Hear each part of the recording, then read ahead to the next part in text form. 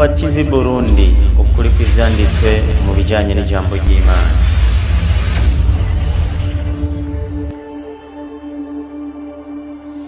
Abantu ivyo turimwe muri iki gihe mu kwemera Imana mu gihe two turaca kubiri n'ivyanditse mu bitabo mumenye ko ku munsi w'imperuka tuzobazwa n'uhoraho Imana rugira vyose. Ni kuco gituma tubaha bino biganiro kugira ngo tubakebure mubone ko ivyo bintu murimwo atari byo. Niko rero tugiye kugira indi ntambwe igira kabiri. Turamaze kubona Pasika ngene bayirya kera. Abanyamahanga ntibajya kuri Pasika. N'ingene bayirya waje kubaga imyagazi. Uno munsi nta namwe turabona abakristo bagira umwagazi ku Pasika. Ahubwo bo barabihinduye. Batubwira ko baryo witwa nde? Yesu. Niho tugiye kuraba rero.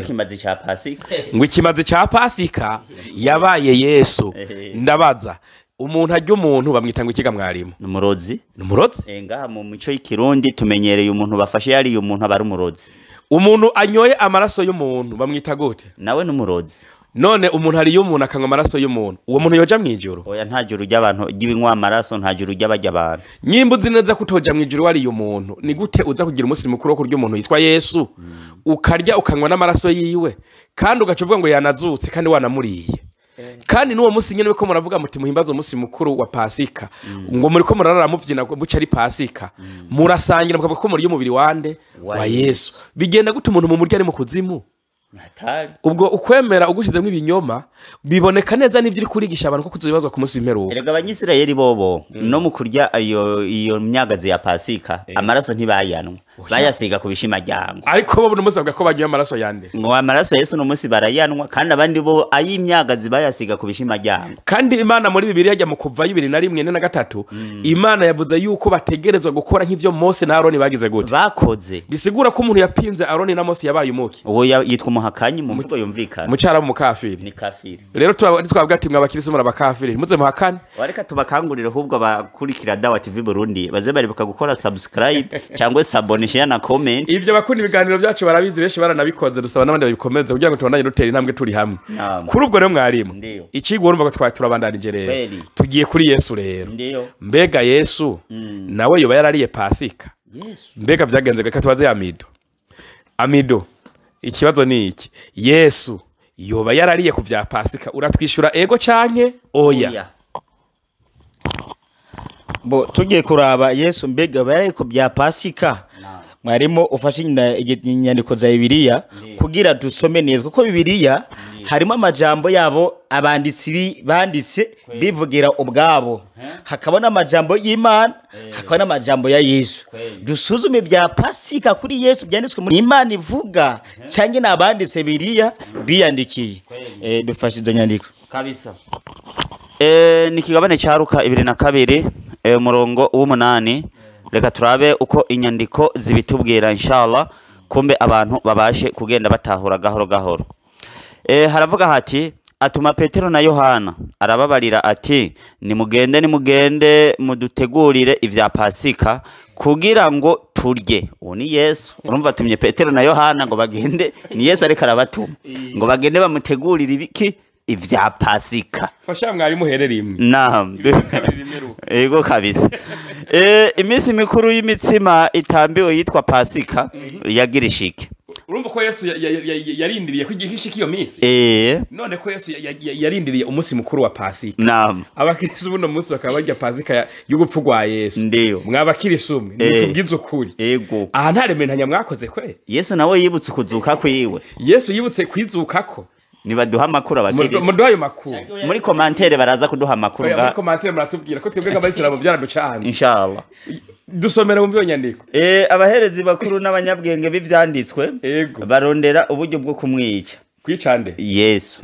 Aho mugabo bagiye kurondera kuntu bamwica yagiye mu misi mikuru yande ya Pasika. Nukuvuga biriko biratahurika inshallah. Satani yinjira muri Yuda ariwe Iskariyote yari mu gitigiri ca bamwe 12. Banzurindire mwarimu ngaha. Naam. Inyandiko iratubwiye ati imisi mikuru y'imitsima itambiwe yitwa Pasika yagomba ishike. Ndiyo. Kandi iyo minsi mikuru na Yesu yabwiye abigishwa bagenda mu ntegurire kurya ku vya Pasika. Kweli. Je cyane baza nk'Imisilamu. Yesu yaragiye gutegura Pasika yo gupfa wenyene ubwiwe. Bagira barya imitsima yiwe azi neza ko agira apfe. ikibazo gica kiza ni iki Yesu yagiye kurya ibya Pasika yateguye Pasika akiri muzima kandi Yesu uratoza ko ari ngene biba yarayiriyeko ko yariye no kuri Pasika turahagera mu kanya ariko ahantu numvise ikibazo gikomeye ngaha muri Luka ndahavuze ko rugiye kwazonye sinda nahibagira 2:2 habaye abantu bashika kuri batatu Satani abanyabwenge b'ivyanditswe na Yuda maze rero kugira ngo Yesu ngo aze gupfira abantu ngo bahimbaze Pasika ni Shetani yinjiye muri inde muri Yuda none Shetani akorana n'Imana kweri Shetani yinjiye muri Yuda atanga ngo nde Yesu acungura abaki abakristo bisigura ko gucungurwa ko abakristo kwavuye kwande nukuvuga inkomoko nyamukuru ni kwa Satani bisigura Satani atabaho abakristo n'umunsi n'abatubwira ngo Yesu yagize gute ntibari gucungurwa nico gituma abayisilamu dutemera ko Yesu yacunguye umuntu n'umwe ivyaha vyiwe kweli nimba abakristo mwemera ko mwacunguwe na Yesu egare yuko Shetani ariwe yaje kubwira Yesu ngo agire gute abacungure kubera kimwe ari mumvo z'aya majambo arakomeye cyane tubigire ko bwo tuni mu vya Pasika genda Zaburi 9:7 ucubona neza ko abakristo ibintu bari ngo tubesha ngo Yesu yarabacunguye ngo cyo tuma mahimbaza Pasika ngo biko gupfa no kuzuka kwiwe iki ni kinyoma kuko Shetani nakorana n'Imana umugambi Imana ari gutuma abamarayika bagatuma Yesu aja kumusara kugira abakristo bagire gute bacungugwe ariko rero kubera Shetani nawe yamavuguruza Imana reka twevye Imana yari yaravuze hama turabakristo na Shetani ko atavuguruje Imana soma wumve inyandikira gira iti ni Zaburi 4:7 nta numwe ashobora gucungura mugenzi we na gatoya canke guha Imana incungu yiwe urakoze cyane bantu mwemera yuko Yesu yabacunguye Imana iravyanse ko ata muntu numwe ashobora gucungura mugenzi wiwe ni wambwira ngo Yesu umuntu ucugenda usome muri Yohana 8:40 Yesu rero nababwiye mbega murondera kunyica jewe Yesu umuntu nababwiye ivy'ukuri byo numvise kuki ku Mana Imana ikigaruka ati nta muntu ashobora gucungura mugenzi we none gasha abakristo mwacunguwe nande ibintu muze kubizana rero nimwatubwira ngo yaracunguwe bisigura ko Shetani yagize uruhara kugira mucungurwa muzohore muhimbaza imunsi mukuru wa Pasika muca mufata imugemurira Shetani ku Pasika mutegura ibibazo hora afungura canke iminsi mikuru aho muyimukorera muze murakora n'iminsi mikuru gushimira Shetani kuko yoba yabatumye Yesu agenda hehe ku musaraba genda hamwe nyene kurasoma muri Luka 2:8 twumva ingene Yesu yagiye kubwira abigishwa be ngo bamutegurire ibya Pasika turabe ingene vyagenze komeza 2:8 atuma Petero na Yohana arababarira ati nimugende mudutegurire ivya Pasika kugira ngo tujye baramubaza bati ugomba ko tubitegurira hehe arabishura atumve mumaze gushika mu gisagara murahura n'umugabo yikoreye umubindi w'amazi mumukurikire mu rugo ajamwo mubwire nye n'urugo muti umwigisha agize ngo indaro iri hehe ahasangirira ivya Pasika n'abigishwa biwe nawe arabereka icumba kinini cyo mu nzu iyo hejuru gitunganijwe abari cyo muteguriramwo baragenda bashinga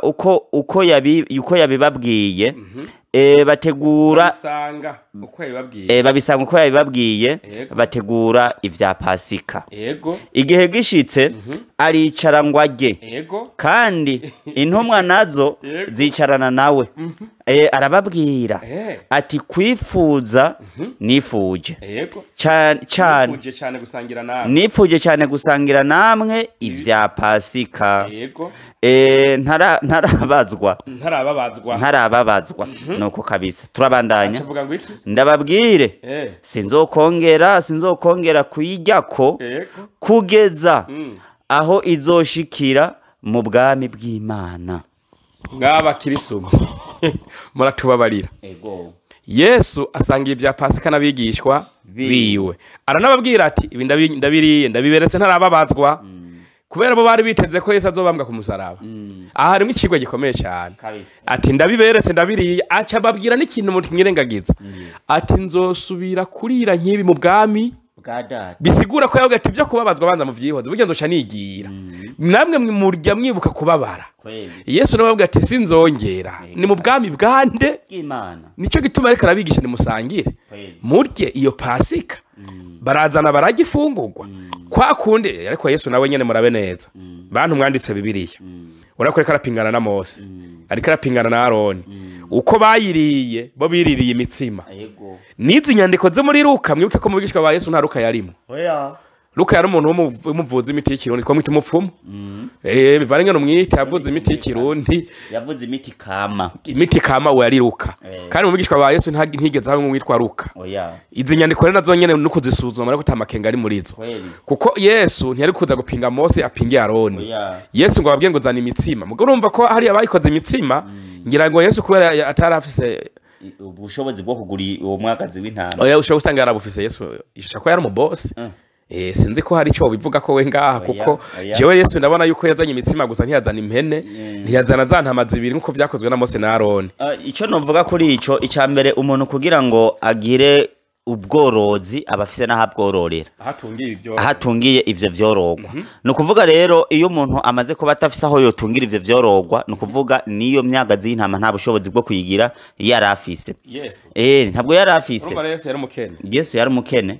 twisunze inyandiko twisunze inyandiko aho novyeme hari numvise neza Matayo 8 umurongo wa 20 havuga ngo Yesu aramubwira ati imbwebwe ziri n'imyobo n'ibiguruka mu kirere biri n'ivyari ngo ariko jewe umwana umuntu singira kurambika iki umusayi bisigura umuntu atagira haryama ntashobora kuronka n'intuze none yari kugira hatungira iyo myagazi y'intama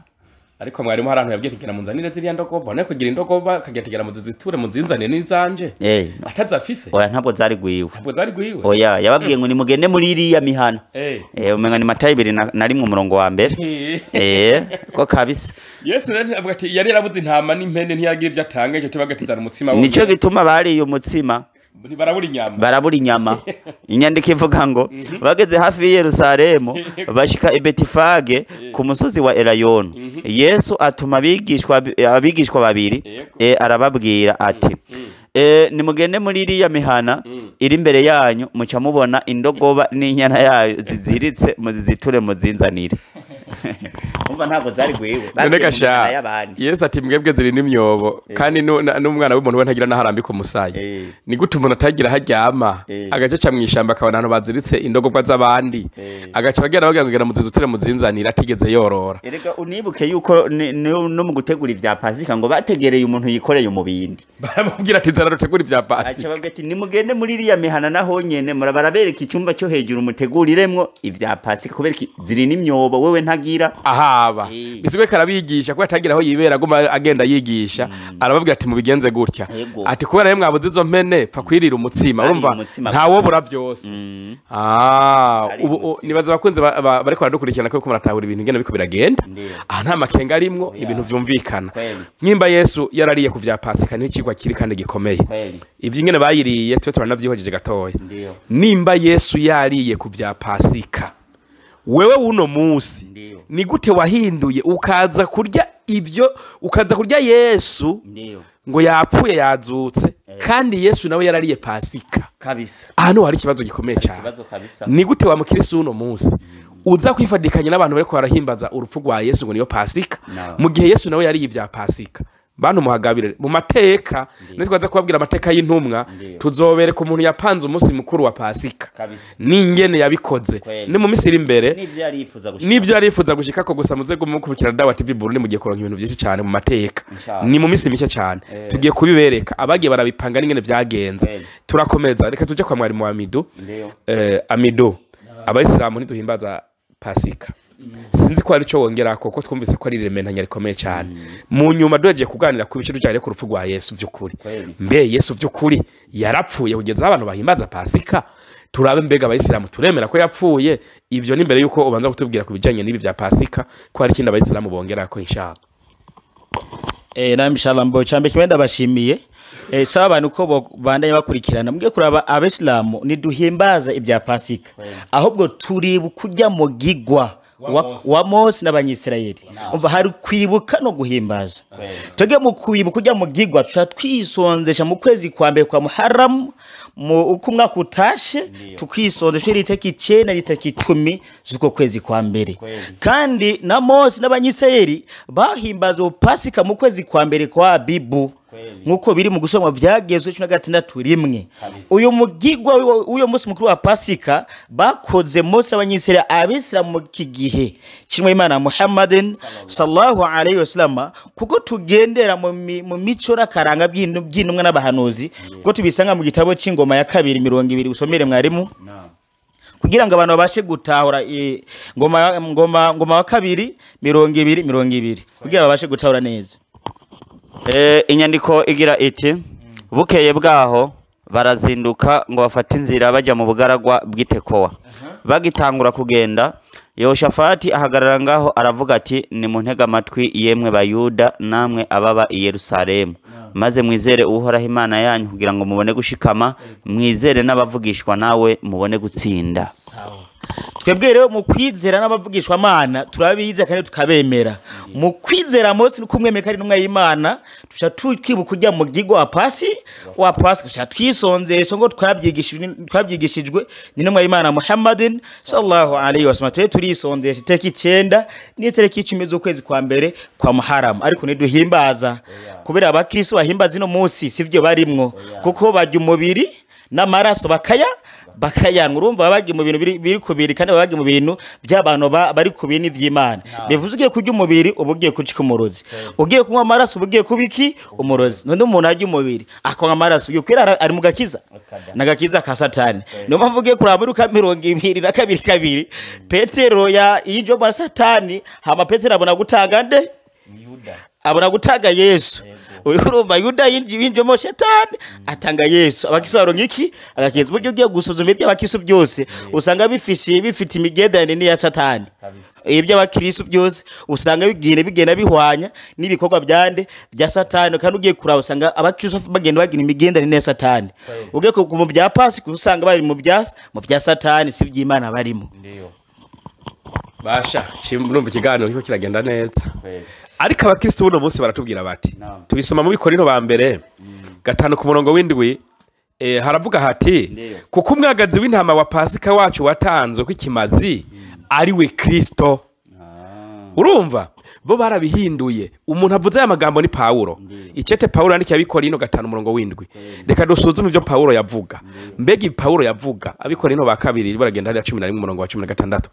Tusuzume ibi Paulo yavuga byari iby'Imana cyangwa ibyari rementanya yakoze kugira ngo abakristo baronke kwemera bagenderako. Dusomera umurongo mwarimu. Inyandikira gira iti kandi nongere kubivuga. Paulo ati nongere kubivuga, ntihagire unyiyumvira ko ndi gipfu. Ngo ntagire umuntu anyumvira ko je Paulo ndi gipfu. Ugiye gusoma Bibiliya ya Katolika nabwo ntagire unyumvira ko ndi umusazi. Ariko nimwaramuka munyiyumviriye mutyo munyemere nk'igipfu. Ngo nimwaramuka munyumviriye gutyo munyemere nk'igipfu. Bibiliya ya Katolika nimwaramuka munyumviriye nk'umusazi munyemere nk'umusazi. Kugira ngo nanje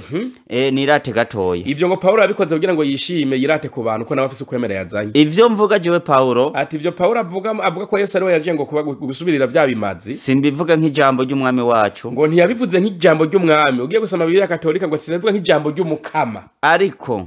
ndabivuga nk'ufashwe n'ubupfu. Paulo ati ndabivuga nk'ufashwe n'ubupfu, nizigiye yuko mfise inyanduruko yo kwirata, kugira ngo yishime gusa ku bantu ko yabazaniye ukwemera. Ko beshi birata ivy'umubiri. Paulo ati ko beshi bagenda birata ivy'umubiri, reka nanje nyene ndavyirata. Nawe acaravyirata atangura kubigisha ibya Yesu kandi atavyazi. Mwihanganira ibipfu munezerewe. Ati mwihanganira ibipfu munezerewe, kuko mwibereye abanyabwenge. Nta munyabwenge yohimbagwa n'igipfu, kandi ugiye gukurikira igipfu hoja mu muri. Muririndi y'umuntu abagiza abaja. Abantu barabagira abaja bakabarya amafaranga, bakabarya bakabasahura bitwaje ivya Paulo. Iyo abafashe mu kibigo mu gacika intama za Yesu. Iyo yishize hejuru.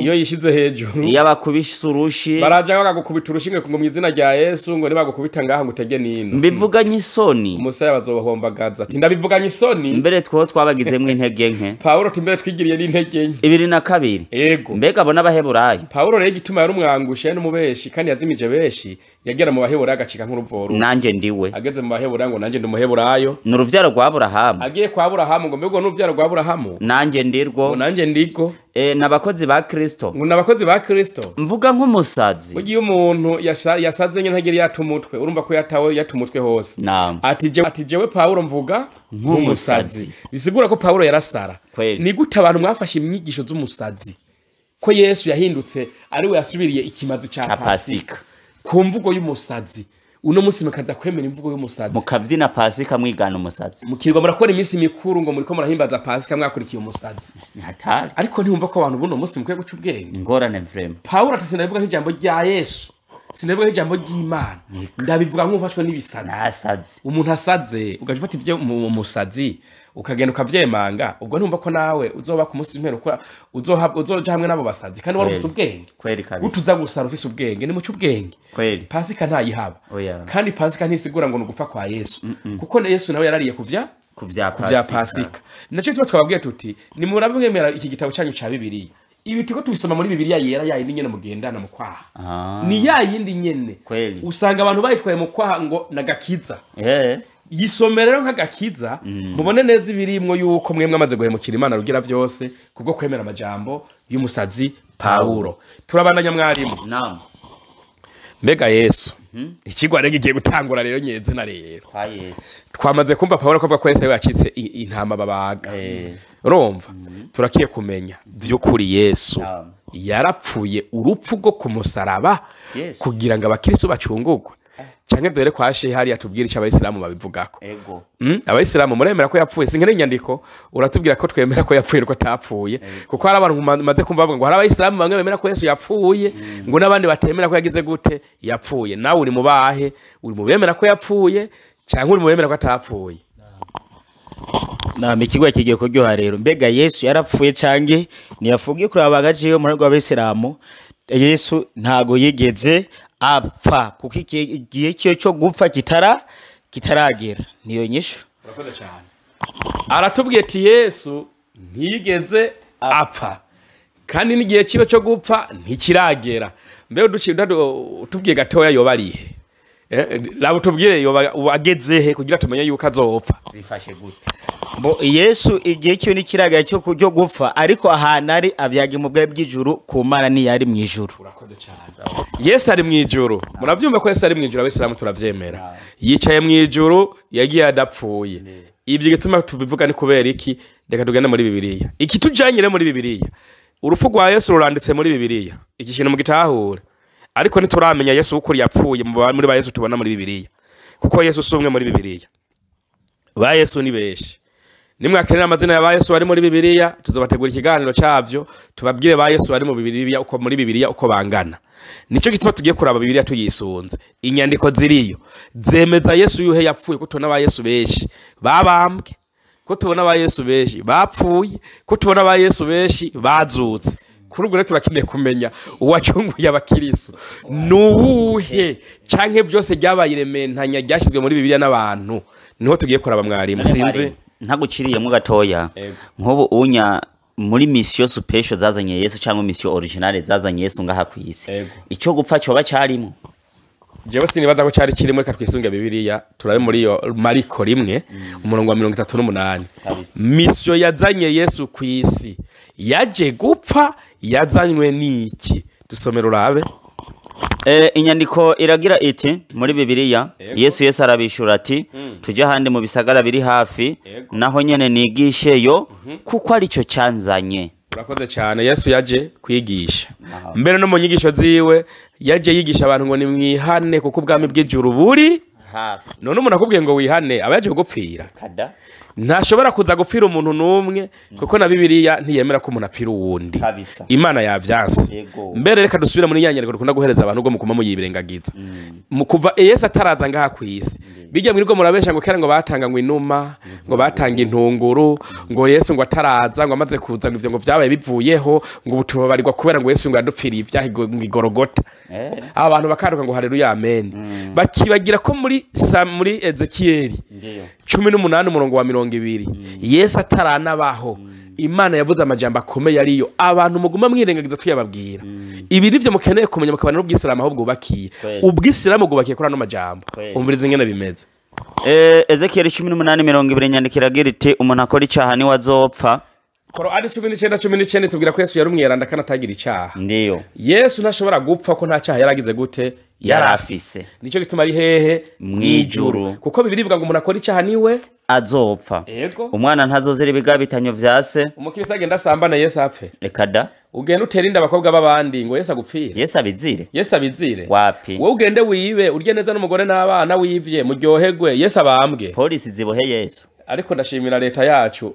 bashira mu mpimba bakoze ivyaha kuko bazi yuko Yesu atawe yapfiriye kweli komeza nase ntazozera ibigabitanyo vy'umwana wiwe ego ubugororotsi bw'umugororotsi twebwe abayisilamu twemera ko Yesu yari umugororotsi kabisa rero ubugororotsi bwa Yesu azobuharugwa ko Imana izoharura Yesu ko yari umugororotsi ntabwo Imana izogere zivuge ngo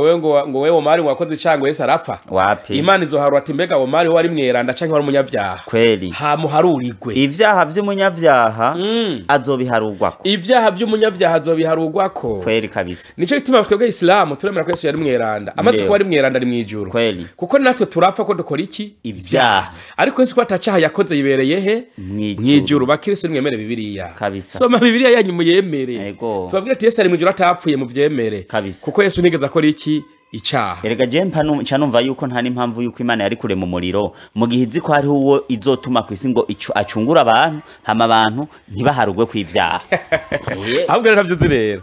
birasigura neza yuko umuntu yikoreye ivyaha aja mu muriro ego uwikoreye ibikorwa vyiza akaja mwijuru birasigura ko ivyaha byose vy'abakristo yimba vyikoreye Yesu Yesu azoja mu muriro abakristo baje abakristo baje baja mu yigira mwijuru kwinywera isosi baryoherwa mwijuru Yesu ari mu muriro atacaha yagira nico gituma abayisilamu tuvuga tuti ntabwo Yesu azoja mu muriro ko yari umuntu mwiranda Kweli. yari umuntu yakora ivyiza Kabisa. uyo rero nta kuntu yari kuja mu muriro uwo yandikiwe iki ijuru ego birumvikana rero ikigwa kiko kiragenda neza ikigwa rero kigeze uno munsi Naam. tugiye kuraba urupfu rwa Yesu rwarabayeho canke nirementaye kweli kabisa nivyo tugiye kuraba icyo tugiye kurabira hamwe ndagusaba mwarimu kugira ngo bitahurike neza ko twabwiye abantu ba Yesu bapfuye ni benshi Ndiyo. reka dore muri Mariko 15:25 tunyarutse twihute 15:25 Mariko inyandiko iragira iti igihe bamubamba ngo igihe babamba Yesu zari isaha zitatu hari isaha zingahe zitatu icyandiko c'ikirego cyandikwa hejuru yiwe ngo umwami w'abayuda ngo umwami w'abayuda niko handitse ego bantu mukurikirana dawa TV Burundi Ndiyo. canke bantu mwese muri ko baradukurikirana ndiyo muratahura neza yuko abantu banditse bibiliya kweli bashobora kuba batabahenze No. byari rementanya uti kubera iki batubwiye ko Yesu yabambwe igihe cy'isaha zingahe zitatu z'agatondo ego bamuteye imisumari bamuteye ku musaraba bagira gute mubambana n'ibindi bisuma bingahe ngo bibiri kimwe iburyo ikindi ibubafu hejuru ku musaraba baca bandika ko ngo umwami w'abayuda murumva ukajamba kanditse ku musaraba ahantu muhagumye mu mutwe Ndiyo. handitse ngo umwami w'abayuda uyu ni Yesu abambwe sangapi saa tatu Ndiyo. reka turabundi Yesu Yesu agira kabiri tumusanga muri Yohana 19:14 Yohana 19:14 dusanga yundi Yesu mbega uwundi Yesu nawe bimeze bite 19:14 Yohana inyandiko igira ngo wari umunsi wo kwitegurira Pasika hari nk'isaha zitandatu banza urindire iki ni kinyoma wari umunsi wo kwitegurira Pasika kandi Yesu yari yayiriye urabona ikinyoma kiri muri Bibiliya ngo wari umunsi wo kwitegurira Pasika bayitegurira gute kandi Yesu yari yayiriye n'abigishwa biwe bagasangira mutahure ko ari kinyoma abakristo mukurikire Bibiliya yanyu ego komeza wari umunsi wo kwitegurira Pasika hari nk'isaha zitandatu nukuvuga ni saa sita zishira saa saba hari nk'isaha zitandatu uyu ni Yesu wasanga hapi wa saa sita mwibuke ko saa tatu hari uwo batebwe imisumara yiryamiye ku musaraba igihe cy'isaha zingahe ubu tugeze saa sita kuko wari umunsi umwe wari umunsi umwe ngo hari mu gihugu kandi hari muri Isirayeli hari saa tatu hari uwa mbere ari ku musaraba ubu tubonye uwundi Yesu agiye guciribwa urubanza sanga hapi saa sita iyindi zindi bibirazwa ngo hashira nk'isaha 7 zishira saa 7 uyu n'uwundi Yesu agiye kugira gute guciribwa urubanza bica bigenda gute abwira abayuda ati heraba umwami wanyu uwo ni Pilato abwiye abayuda ati ni muraba umwami wanyu nabo barasemerera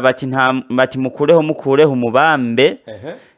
Pilato arababaza ati mbamba umwami wanyu Pilato cyarabatwenga ati mbamba umwami wanyu urumva ntarabamba oya uri ku musaraba saa 3 ariko arababara ego yanapfuye mbere ubu tubonye undi agiye guciribwa urubanza atarabambwa saa 6 kweli okomeza abaherezi bakuru bati nta mwami dufite atari Kayisari ati twe nta wundi mwami twifitiye kiretse Kayisari araheza aramubahereza ngo abambwe acaza kubambwa igihe cy'isaha zingahe aha ni saa zitazerekeza sandwe agiye kubambwa Yesu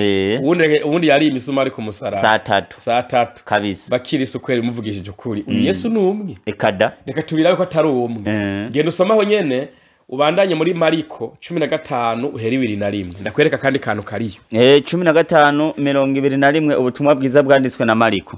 bafata umuntu ahita bitanira urugabo gwiviriye kurima ariko rurirenganye Simoni umunyakurene avuye mu misozi gwitwa Simoni gwari gwiviriye mu misozi ni se wa Alexandro na Rufo ngwagire gute ngo amutwaze umusaraba yego bamushikana hitwa igorogota risobanurwa ngo ahantu hagahanga ngaha ntaho bavuze ngo yamusubije umusaraba twumva ngo bamushikana tuzi ko ari Simoni no ko ari Yesu abakirisi muraza kubidusigurira nyimba yari Yesu muratubwira ko yariwe nyimba yari Simoni murabitubwira byose nta namwe muza gutora umuti ahubwo hose muza gusanga mwaguye mu kibazo kweli nimba ari Simoni kuko kwese atapfuye nitwasanga uyu yabambwe atabambwe nk'uwavuzwe muri Yohana ntazoba ari nyene Yesu ukuri ahamwe muca mwicagurira ukuri bwebwe ngende komeza bamuhavye nivanze n'umuti w'umururazi ntiyayinywa ngo baca mwihera nivanze n'umuti w'umururazi yanka kuyina baramubamba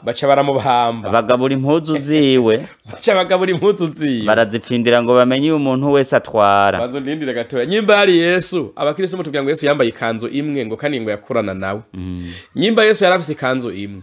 izi mpuzu zindi bamwambuye zari mpuzu ziyi yari ko bazigabuye usanga ari koti iboka ingofero isengre umva zari nyinshi n'izimbeho murarabwa atari Simoni kuko nyimba yari Yesu by'ukuri ngo yambara ikanzu kandi urazabarimye bambara impuzu nyinshi ngo yaravuye mu misozi kurima yambara ikoti y'imbeho nyene n'ibirato byose ngo baramwambura baragabura kabisa ngo bamubambaho icingenzi rero tubonyemo ngaha nuko Yesu yatwajwe umusaraba nande na Simoni tubonye Yesu yakiriwe umusaraba na Simoni reka turaburiya wa saa sita nawe vyagenze gute hariya nyene 19:17 Yohana kabisa ubanza urabe 19:17 ubutumwa bwanditswe na Yohana inyandiko naho igira eti nuko basumira Yesu ngo nuko basumira Yesu avayo yiyikorereye umusaraba yapfuye yatawa mwakiriye ashika ahantu hitwa Nyagihanga mu gihe borayo hitwa Gorogota ego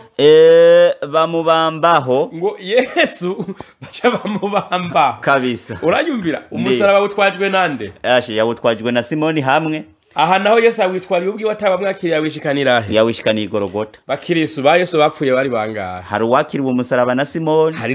hari n'uwawitwariye mpaka gushikana haza kubandi mbego yawitwariye ku musaraba banditse ngo ikikomeza wumve inyandiko rero kibandanya Yesu yari abambanwa n'abandi babiri Yesu yari hagati Pilato yandika icyandiko agishira ku musaraba cyanditswe Kongo Yesu umunyanazareti umwami w'abayuda ariko abakirisi ni hatari ubu kweri murashingira ko Yesu yapfuye tubonye umusaraba wanditse ko umwami w'abayuda ubu tubonye wa kabiri Yesu yitwaje wanditse ko ngo Yesu umunyanazareti umwami w'abayuda uru rubaho urumva ko ari rurerure rwanditse ko ano majambo Yesu wa saa tatu ni kagufi handitse ko ngo umwami w'abayuda ubu kwera abakirisu ntimwumva mu ntuzenye mu buzimire nibave mu bwo bugire nimuve mu bwo buzimire no kuri kw'Imana Yesu ntiyapfuye nirementa ryakozwe muri Bibiliya turabananya dusesangura turabonye Yesu abambwe igihe cy'isaha zitatu turabonye bamwambura impuzu turabonye Yesu yitwaje umusaraba atawamwakiriye abambwe igihe cy'isaha zitandatu ikigira kabiri impuzu bamwambitse zasa gute zari zimeze gute Mariko 15:16 ubutumwa bwiza bwanditswe na Mariko kigabane c'15 umurongo w'16 yego havuga hati maze abasoda bamujyana imbere mu rugo ariko boma ngo bamujyanye imbere mu rugo ariko boma bahamagara ingabo zose ziraterana ngo baca bahamagara ingabo zose ziraterana bamwambika impuzu yishigisha ngo baca bamwambika impuzu yishigisha kabisa bamwambuye iziwe mpuzu baca bamwambika impuzu yishigisha yari yambaye nyinshi baca bamwambika impuzu yishigisha shigisha ni ibara rya move rimwe bakunda gushira ku masanduku bagiye guhamba abantu kabisa uyu ngo niwe Yesu abambwe igihe cy'isaha zingahe zitatu impuzu bamwambitse ntabwiza gusa n'uwo muri Yohana reka turabe Matayo 27:27 tubona ubundi Yesu yambitswe izindi mpuzu murabe ibi bintu bakoze ngaha anye murabe ko Yesu by'ukuri yarapfuye katwega abayisilamu niko kamerere menanya nkiri nivyo ku Matayo 27:27 maze abasoda b'icyo cegera ca Kaisari bajana Yesu mwiboma barateraniriza ingabo zose kuri we bamwamburiziwe mpuzu bamwambika umutamana w'agahama aha reba birahindutse tiburya Yesu wa saa tatu siwe ubu tubonye uwundi Yesu wagambitse ishigisha impuzu y'iki y'agahama agahama nako ni rouge fonce irya rouge tukura cyane kabisa bamwambitse impuzu y'iki y'agahama none ko tubonye ba Yesu babambwa ari babiri bakiriso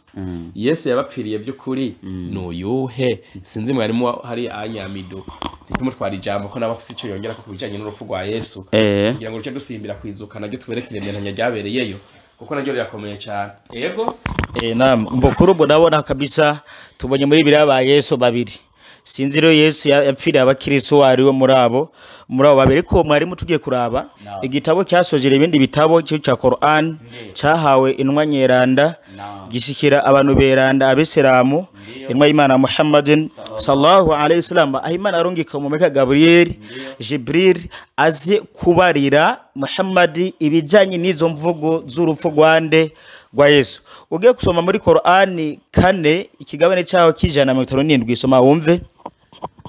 mbanje kwikinga ko horaho andine na satani yavumwe ku izina ry'Imana nyane mbabazi nyane mpuhwe inyandikira gereti no kubera imvugo yabo bavuze bati mu vy'ukuri twebwe twarishe Masihi Isa mwene Mariyamu intumwa ya Allah ariko ntibamwishe kandi ntibanamubamvye ahubwo barashushanirijwe gusa uwundi atari Isa kandi abatahurije ko n'ubu baracyafise amakenga eka nabo nta bumenyi babifise ko kiretse gukekeranya kandi mu vy'ukuri ntibamwishe haba namba yakivuga ni ba'udhu billahi minash shaitanir rajim wa qawlihim inna qatalna al-masiha Isa ibn Maryam sawa Rasulullah wama qataluhu wama salabuhu eti nibigeze banamwica kandi nibigeze banamubamba bikurumva Imana rero yagiye kubarira inwa ya Muhammadin sallallahu alayhi wasallam kumvugo z'abantu bagiye gutekinika barapanga ku rupfu rwa Yesu ko yapfuye kandi bibongerane baramumarika ku musaraba kurubwo rero Yesu ntago yigeze apfa kandi niyamanitswe ku musaraba usibye ko barashushandirijwe wundi muntu atari Yesu kubwo kuri mwarimu ugiye kuraba Yesu ntago yamanikwa ku musaraba ko mpamvu ikurikira ja mu gitabo hajurabe fata igitabo ca Bibiliya ja mu gusura mu byagezwe 21:22 wumvize impamvu Yesu atoza kumanikwa ku musaraba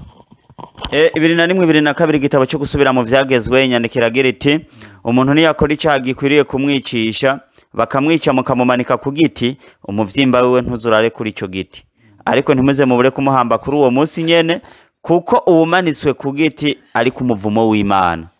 mbega none ko bibiri tubyati umuntu niyapfa sawa akwiye guhambwa ku uwo munsi nyene kuko umanitswe ku giti ari ku muvumo w'iki w'Imana mbega ikibazo gihari Yesu nimba yaramanitswe ku musaraba ni kivume abakristo baravyemanze abakristo baremeye ko Yesu ari kivu ngira barabyemeye abakristo Yesu ari kivu abaye ikivu bazoza hehe mumuriko tumve Alhaji Idrisa bivuga hiki jewe sindazanemeza ko Yesu yacitse ikivume nk'umwisilamu Quran yambwiye ko Yesu ari mweranda ugiye no gusoma Quran 3:45 ari mu bantu bafise icubahiro ngaha mwisi Yesu hamwe no mu buzima budahera je nk'umwisilamu ndemeza ko Yesu atocike kivume kabisa ariko abakristo baraheba bakarenga imipaka bakakubwira bati Kristo yacitse ikivume ku bwacu mbere turabisoma mu Bigalatiya 3:13 inyandiko igiriti Kristo yaducunguye umuvumo w'ivyagezwe yacitse ikivume ngo Kristo yaducunguye umuvumo w'ivyagezwe bari mukuri kinyigisho za Paulo ndabasaba mugabe cyane ni gute ivyagezwe vy'Imana bicika umuvumo ibaza umuntu kuvuma amategeko y'Imana akakubwira ko ivyagezwe ari umuvumo ko mbere Kristo yabacunguye umuvumo w'ivyagezwe nivyo dutuma tuzoja mu ijuru uwirenze kuzoja mu muriro none Paulo avuze ngo ivyagezwe n'umuvumo abakristo no musi gacemwe ngo Kristo yaducunguye umuvumo w'ivyagezwe aha abayisilamu nituri kumwe ivyo nituvyemera komeza ngo yacitse ikivume ku bwacu umva abayisilamu ntabwo turimo abayisilamu mutubabarire inyandiko nikivuze nitwovuma Yesu ko ari mwana mweranda kabisa kandi komeza ngo ngiye kumusaraba kiba gicitse ikivume kweli namwe mukaba mugendana ibivumo ku masengero yanyu mushira ko imisaraba ari bivume kweli gushika naho mugeza mu muvumo ivyagezwe ndiyo mugaca mwongera mukavuma na Yesu kuko ngo handitswe ngo azobavumwe umuntu wese amanitswe ku giti urumva ni hatari inyandiko niko zivuga ubu rero mwabakiriso muremeza ko Yesu yavumwe komeza inyandiko nturayimara mwarimu muremeza neza ko Yesu kubera agiye ku musaraba yavumwe ariko nk'abakirisi umwe Yesu ikivume oya nukuri kuko handitswe ngo azoba avumwe ubumanitswe ku giti kugira ngo umugisha wa Aburahamu ushike ku banyamahanga bawuheshejwe na Yesu Kristo. Ubu kweri Yesu azobanza avumwe kugira ngo turonke umugisha, uwo mugisha ndawansa jewe ntawo nshaka kumva ko Yesu intumwa y'Imana yoba ikivume akazoja mu muriro kuko ibivume byose nivyo mu muriro. Jewe nk'umwisilamu sinokwemeza ko iki kivume ngo ndonke umugisha, nivyo bindi bakubwira ngo manze nice umuntu ngo manze mbeho. Rumva komeza wumva erega Paulo ibijya bavuga ngo n'umusaza arasara kagwa kwijambo ivyo bakora byose yabikora abizi yaciye yandika ngo bene data ngo ibi ndabivuga nk'imvugo y'abantu jamen ni imvugo y'abantu ntabwo ari imvugo y'Imana vrema isi imvugo y'Imana oya kandi Yesu yavuze ati musengero busa kuko inyigisho zanyu muri Matayo 15:7 kuko inyigisho mwigisha ari vyagezwe n'abantu. Paulo nabo ngo ibindiko ndavuga ni vyagezwe ni vy'abantu ivyagezwe vy'Imana mwarabihevye umugiye kwita Yesu kivume kubera Paulo ashe ni hatari ya Paulo musazi ni hatari kabisa bakristo tuko turabagabisha ku munsi w'imperuka ntuzobabazwa oya tubabwira ukuri kwanditse mu bitabo vyanyu mbere bibiri ikigaruka mu bikorino nabikorinto Paulo nyene arivuguruza 12 umurongo wa 3 abikorinto ba mbere yego abikorinto ba mbere 12 umurongo wa 3 wumvirize mbantu mukurikira Paulo muragaba inyandiko igira iti nico gituma mbamenyesha yuko atamuntu avugishwa na mpwemu w'Imana avuga ati Yesu ni kivume. Muntu wemeza ko Yesu yacitse ikivume kubera wewe impwemu gukoresha ni ya Satani ntabwo ari y'Imana ntabwo iyo mpwemu ukoresha ari y'Imana ukoresha impwemu ya Satani kuko nta muntu numwe avugishwa na mpwemu w'Imana ashobora kwaduka akavuga ngo Yesu yacitse ikivume kubera we. Muntu uvuga ko Yesu yagupfiriye uri kuri yanyigisho ngo yacitse ikivume kubera wewe uba nanyuvume Yesu nawe ku munsi w'imperuka azokubwira ati waramvumye nawe ndakuvumye genda mu muriro niko bizogenda ngo azobwira ibivume ngo ni mumvira uhande mwabivume mwe muteregwe mu muriro utazima. Erega nabivuze ndabizi ko azobavuma mwe muramuvuma namwe azobavuma kuko mwakuriye inyigisho za Paulo inyigisho z'abantu. Paulo acarababwira ati mugari n'ubwenge Paulo muhungu yabanje abwira ngo Yesu ikete yari cyabigaratiya ngo Yesu yacitse ikivume kubera abo acari yahindukira abwira abikora into nabo harabo yakunda ngo ndababwire ngo nta muravugishwa namwe mu w'Imana ashaka kuvuga ko Yesu ari giki ari kivume none ubu kweri ngamwe ukurikirana iki mukareka iki bakristo tubwizanye ukuri reka tubaze amidu hari cyo ngera ko mwarimu nawe nagira ico aterereye reka ugiye kuraba mwarimu Paulo menga yari umukomiti kandi ugiye kuraba cyo gitwa cy'abigaratiya somero mviza amajambo ari gatatu rimwe igitabo cy'abigaratiya 3 murongo wa mbere inyandiko ivuga ati yemwe bagaratiya bibijuju urumva ninde yabaroze yemwe bagaratiya bibijuju ninde yaboroze kandi ari mwebwe mweretswe Yesu Kristo ngo abambwe mu maso yanyu. Erega ugiye kuraba ayo majambo Paulo yandika abigaratiya bibijuju apana bubwenge abibujuju batagira ubwenge bivuze avuga ko Yesu yapfiye yabapfiriye yarabacungura yapfuye yacize ikivume abone ibijuju namwe bagira abone ibijuju rero Paulo yasize abivuze gatatu rimwe abigaratiya nazo ni njiji na bwenge bagira kabisa abimanga ko Yesu yapfuye yacitse ikivume ni kuvuga nibijuju tonovid nico gituma umwisiramu afise ubwenge atopfa yemeye ko Yesu yacitse ikivume kugira mucungura ivyaha vyiwe abantu ni mu cyubwenge nk'abayisilamu umwisiramu n'umujani yushatse mu bintu byose ngo haleluya amen ngo Yesu aravuze toya turabanza tukaraba niwe cyangwa yavugiwe kuko nta hantu namwe twabonye Yesu avuga ngo nzoza gupfira abantu rego mwo mwarimu turabibonye turabonye ko urupfu rwa Yesu arirementanya reka turabe barakunda kutubwira ati Yesu yarazutse sivyo ariko ngaha andafise amakenga nigega je ntaza numva nakaririmbo yazutse mu bapfuye umukama ntakiri mumva ukorera kumbe ni hatari umukama ngo yarapfuye ariko umvuze umukama bwe si Imana umukama oya umukama ni igice cy'umuganda wa TV Burundi ukuri kw'ivyanditswe mu bijanye n'ijambo ry'Imana.